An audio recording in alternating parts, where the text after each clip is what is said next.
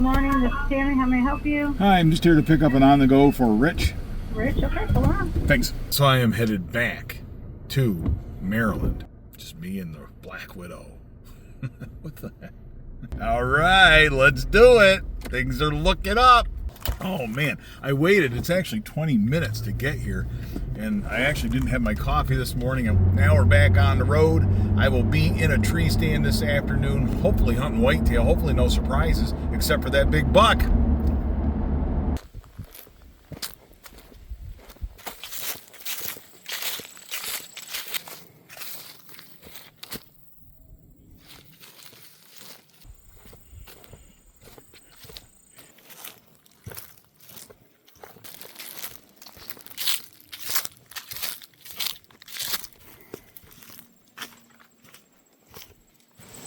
I can tell you nobody's been in here because I have caught about 100 spider webs walking down this familiar trail.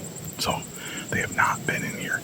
That tells me that there is a feeder set up here and they're not baiting on a regular basis. They've got a machine in here, which we'll see how that goes, right? Sometimes the deer don't like the feeders, but on the other hand, they probably like the lack of human intrusion. It is so dry down here. This is a farm, a working farm, and it looks like they just gave up on trying to grow corn this year. It was plowed under. Fields are completely brown. There's nothing growing there. There's a lot of acorns, though, I'm seeing on the way in here. So that tells me that there might be some competition as far as the bait is concerned. But we're going to find out. I am almost to what I call a clearing stand. My favorite tree stand here in Maryland, or one of them. I have bumped at least 2 deer on the way in here. Plenty of time to sit before dark. We will see what the clearing has in store for us. It's a feeder. I got the Black Widow with me right here in the stand. I'm getting ready to cock that. Put my face mask on. Get my gloves on.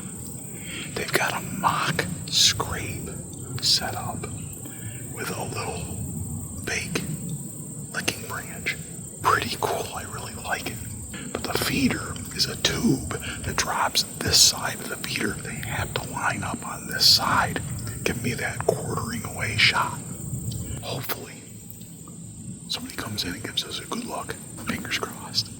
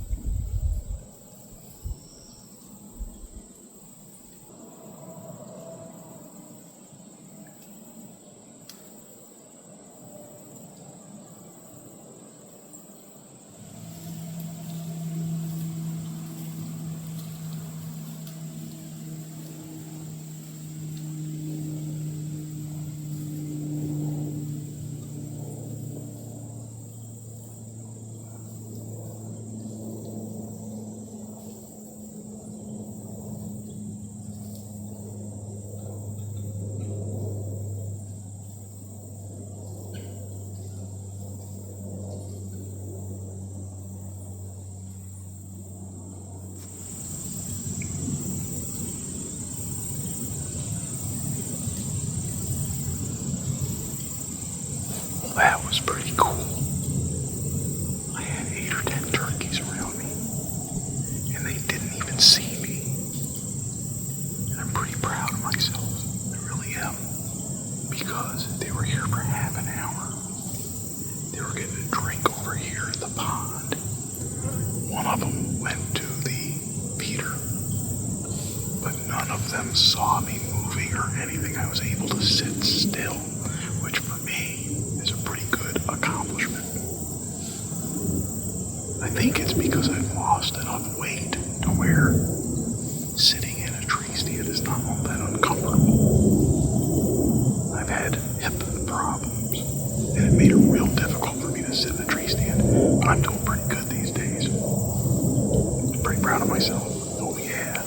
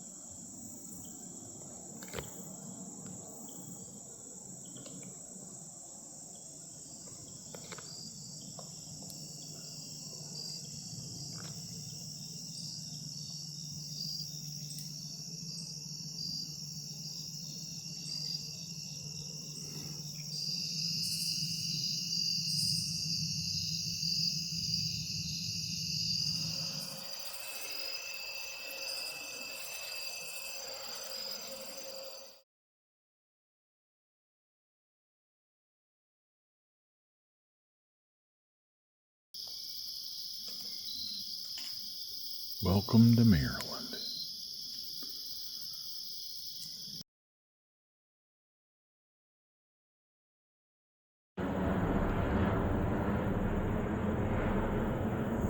Those were not drones. At least not ones I'm authorized to fly. I really want to thank Tideway for supporting this channel now more than ever.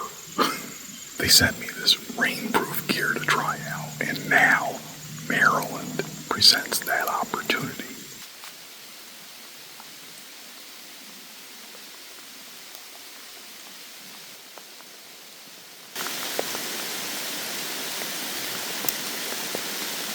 So much for it being so dry, huh? I love this rainproof stuff. This is the driest I have ever been. Sitting through rain. I've sat through a lot of rain before, especially down here in Maryland. I'm going to sit tight and get ready for some end of the day action.